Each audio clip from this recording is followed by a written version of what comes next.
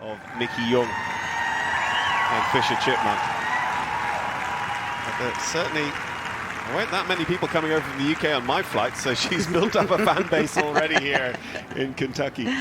I think into second place, Yaz, you must be delighted with that. I'm so pleased. I was just saying to Frankie there that more than anything, I'm just so proud of how he went down there and kept himself composed, and it was just like me and him in the ring, and it didn't feel like anyone was there watching, and there was a lot of pressure, a lot of atmosphere, and he dealt with it just spot on, so really, really pleased. Why did you come to Kentucky instead of I think in terms of the horse's development, we wanted to bring him here.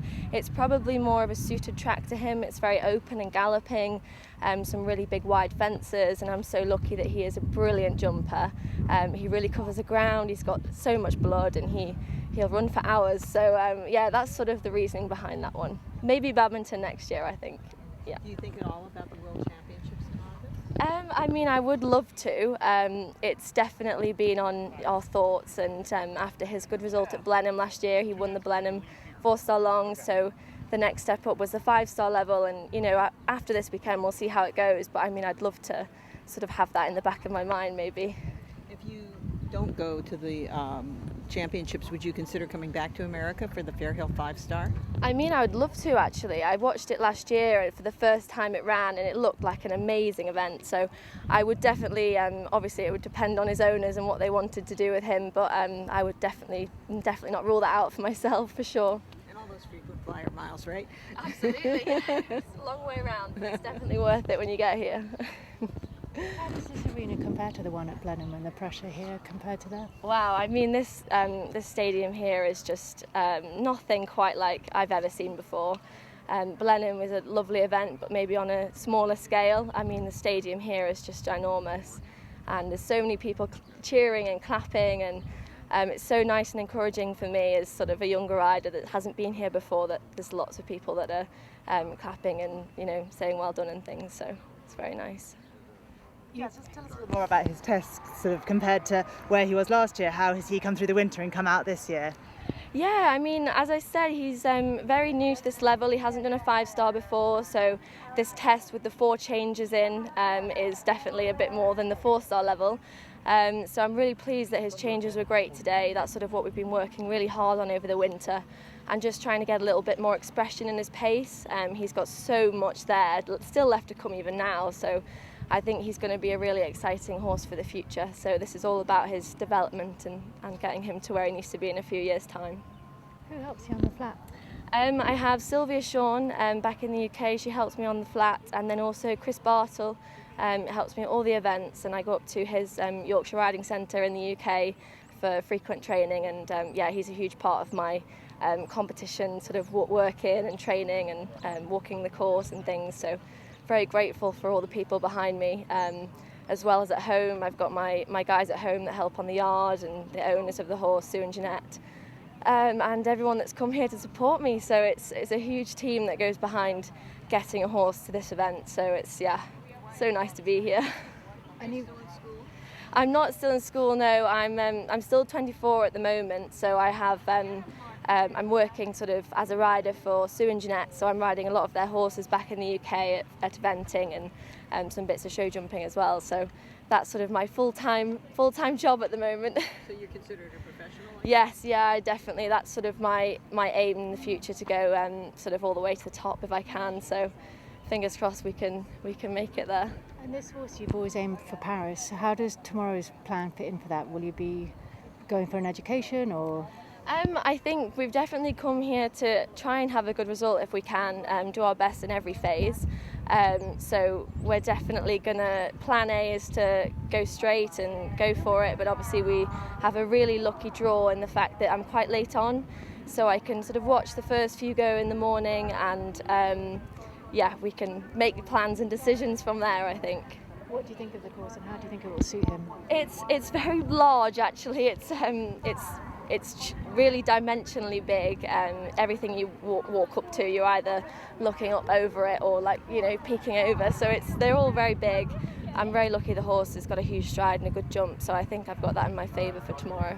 Is it fun to be here with Pippa and Sarah and take advice from them? Yeah, definitely. I mean, I've always looked up to Pippa as a younger girl, so it's amazing to be here with the likes of Pip and Sarah and the rest of the guys that have come over from Europe and overseas. So yeah, it's a nice sort of team atmosphere, even though it's not a team competition. We're sort of all cheering each other on and things. So yeah, really Tell nice. us about your partnership with him and just how long you've had him. Of course, yeah. We got him. Sue and Jeanette purchased him from France in 2019. He was sourced by Rachel Wakefield at Uptown Eventing. So we have been in the partnership since then, and we've very slowly gathered up through the levels and sort of just not rushed anything. He's such a young and special horse that we think it's good to take it slow and educate him properly, and always confidence first with him. So yeah, we've gone up through all the levels, and he's had brilliant results at the 8-9-year-olds. He won that back in 2020, and then obviously Blenheim last year he won the 4-star long there. So he's had some really good results moving up the levels. And what about his personality in the barn? He's a funny one, actually. He's sort of like all attention on me. He's always asking, is there any treats anywhere? He's sort of nosy and definitely thinks he's sort of the main character. He's sort of, that's sort of his vibe, is the main character. So it's funny really, but he's very loving and affectionate as well. So he's a lovely boy. What do you call him in the barn? He's just called Banzai, but we shorten his name to Banana and Nani and things like that. So it's just, he gets called a lot of things really. So Could you talk a little bit, and I apologize if I'm saying anything incorrect, but the British system of developing young riders seems to be very robust. Could you just talk about maybe how that's helped you move up the levels and the progression of your career? Yeah, it's I've been very lucky that I've produced sort of results at every level across the under 16, 18, 21 and 25 level. And it's nice that they give you time to progress at each level. It's sort of moving up from 1-star, 2-star, 3-star to 4-star level. So at each age group, we take our time, and they're very good at sort of training us at that level for the events and things. So I'm very grateful to have gone up through the young rider rankings, and then sort of trying to make my mark now in the big wide world of the seniors. So yeah, it's a big pool of people. So yeah. Great. Thank you so Okay. much. Have fun tomorrow. No worries. Thank you so much. Thank you, guys. You must be delighted with that, Jeanette. Thrilled, absolutely thrilled. Putting you under pressure now. No, there's no pressure. No, and I'm really pleased.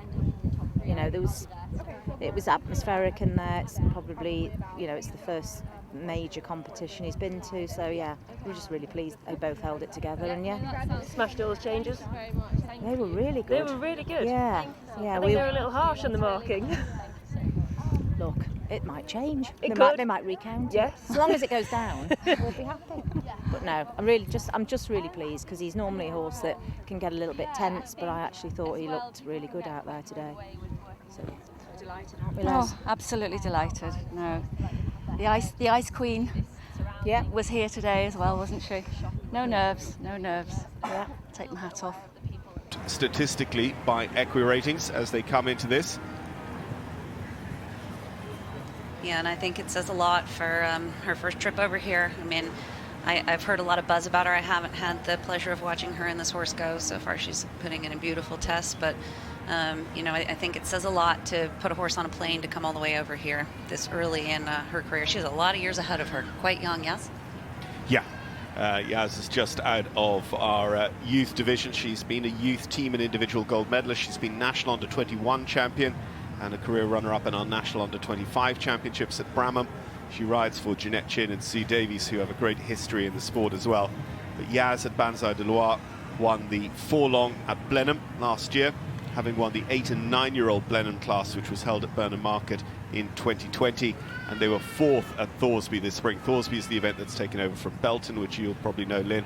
And, that is one of those more than 100 horse 4-star shorts in Great Britain. So 4th place is nothing to be sneezed at. And watching her test so far, she certainly rides wiser beyond her years. And you'll notice she actually doesn't have spurs on. You don't see that from that many riders at this level, but for a lot of riders, it makes it so you can actually really wrap your horse around with your leg. And a lot of times when you go in there on a hot horse, it's really important to be able to really hold them with all of your aids. And you've seen that from the judging so far. They are not throwing any scores at anyone unless you really go for it in that arena today. Not too many Sol Francais in the division. We've, of course, got Voltaire de Tray for Leslie Law, another British rider, but slightly more familiar to American audiences based here in Florida. But Yaz and this Sol Francais, which was sourced for Jeanette Chin and Sue Davies by Rachel Wakefield and the Uptown Aventus program. And this is where I miss the days of being able to see the scores live as they're going. This walk is absolutely beautiful. You compare this and the overtrack over reach of some of the other horses we saw earlier today, and the horse is so relaxed. You see right now she's creeping up on the leader there.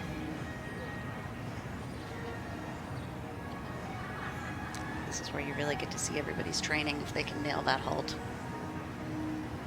But then the trade-off of that is, at the very least, the designers of the test said halt and rein back, 2 different marks. Yep. So if they don't quite settle the way it is, nice square halt, but then just jig-jogged. And then she said, all right, to heck with this, let's go for the marks in the rein back. No, and they're clever in the way that they do those and give you different transition scores. So one mistake doesn't blow your ride unless you let that get to your head. Beautiful change here. This horse is just love. It does look very French. Was it the bicycle or just straight? I mean that in the most flattering way.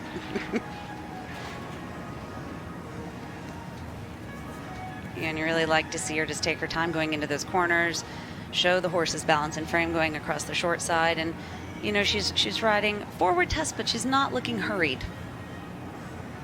It was funny last night because I was just hanging around when familiarization came in, and about half a dozen people, including the 4-star dressage grand jury, wandered over and went, do you know who that horse is and that rider is? And yeah, that's Banzai de Loire. Uh-huh.